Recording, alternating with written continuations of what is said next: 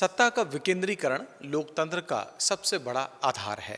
विकेंद्रीकरण की ये ताकत किसी भी शासक को निरंकुश होने से रोकती है।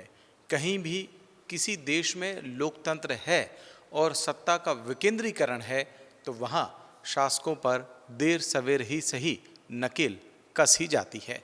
वैसे अब हम आपको जिस खबर की जानकारी देने जा रहे हैं उसका सीधा संबंध तो इन लाइनों से नहीं है, लेकिन परोक्ष रूप से आप जहां जैसा चाहें इन्हें अपने हिसाब से अनुमान लगाकर संदर्भ, प्रसंग, व्याख्या समझ सकते हैं।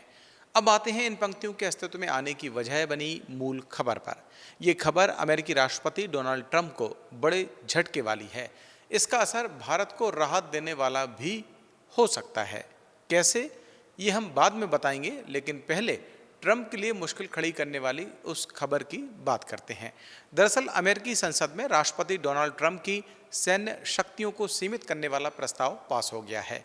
इस प्रस्ताव के पास होते वक्त खास बात ये रही कि वोटिंग में खुद ट्रंप की रिपब्लिकन पार्टी के 4 सांसदों ने विपक्षी पार्टी डेमोक्रेट्स का साथ दिया। अमेरिकी संसद में यह प्रस्ताव 50-47 के अनुपात से पास हुआ। हालांकि अभी ये केवल प्रस्ताव है और इसे कानूनी रूप लेने और ट्रंप की शक्तियों को सीमित करने के लिए कई और चरणों से गुजरना होगा।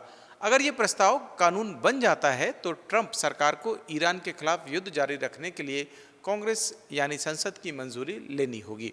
वैसे इस प्रस्ताव को कानून बनने की प्रक्रिया होती क्या है, पहले ये समझते हैं। अब इस प्रस्ताव पर अमेरिकी सीनेट में अंतिम वोटिंग होगी। इसके बाद इसे रिपब्लिकन बहुमत वाली हाउस ऑफ रिप्रेजेंटेटिव से मंजूरी लेनी होगी। गौर करने वाली बात यह है कि ट्रंप इस प्रस्ताव के खिलाफ यहाँ वीटो कर सकते हैं। अगर ट्रंप ऐसा करते हैं तो फिर उस वीटो को रद्द करने के लिए सीनेट और हाउस ऑफ रिप्रेजेंटेटिव्स दोनों में 2/3 बहुमत चाहिए होगा। इस पूरे कानूनी पहलू के बीच अमेरिका का विपक्ष ट्रंप पर हमलावर है। विपक्ष की माने तो युद्ध शुरू करने का अधिकार संसद के पास होना चाहिए। यहां आपको यह बताना जरूरी है कि इस प्रस्ताव को वर्जीनिया के डेमोक्रेट सीनेटर टिम केन लेकर आए हैं। अमेरिकी कानून के मुताबिक कोई भी राष्ट्रपति बिना संसद की मंजूरी के सिर्फ 60 दिन तक सैन्य कार्रवाई चला सकता है। इसके बाद या तो युद्ध खत्म करना होता है या कांग्रेस से अनुमति लेनी होती है या फिर सेना की सुरक्षित वापसी के लिए 30 दिन की अतिरिक्त मोहलत मांगनी होती है। अब बात आती है कि इस प्रस्ताव के कानून बनने से फिलहाल भारत अपना क्या फायदा देख रहा है। दरअसल अमेरिका ईरान इजराइल वॉर के लंबा खिंचने की वजह से वैश्विक स्तर पर ईंधन सप्लाई चेन पर असर पड़ा है। ईरान और अमेरिका दोनों का रुख इस संकट को और बड़ा कर रहा है।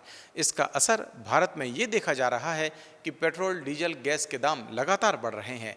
एक झटके में पेट्रोल डीजल 4 रुपये प्रति लीटर तक महंगा हो गया है, जबकि सीएनजी और कॉमर्शियल गैस सिलेंडर के दाम बढ़ चुके हैं। ऐसे में अगर युद्ध फिर शुरू होता है तो ये संकट भयंकर हो सकता है, जिसकी कीमत पूरी दुनिया के साथ भारत को भी चुकानी पड़ेगी। यहाँ आपको ये भी बताना ज़रूरी है कि ईरान युद्ध शुरू होने के बाद से ही अमेरिकी राष्ट्रपति डोनाल्ड ट्रंप का रवैया सवालों के घेरे में है और उनके अधिकार सीमित करने को लेकर खुद अमेरिका में आवाज़ उठ रही है। अगर इस स्टोरी पर आपकी भी कोई राय है तो कमेंट सेक्शन में आके आप हमें बता सकते हैं। और अभी तक अगर आपने द प्रेस हिंदी को लाइक और सब्सक्राइब नहीं किया है तो अभी करें और मुझे दें इजाज़त। नमस्कार।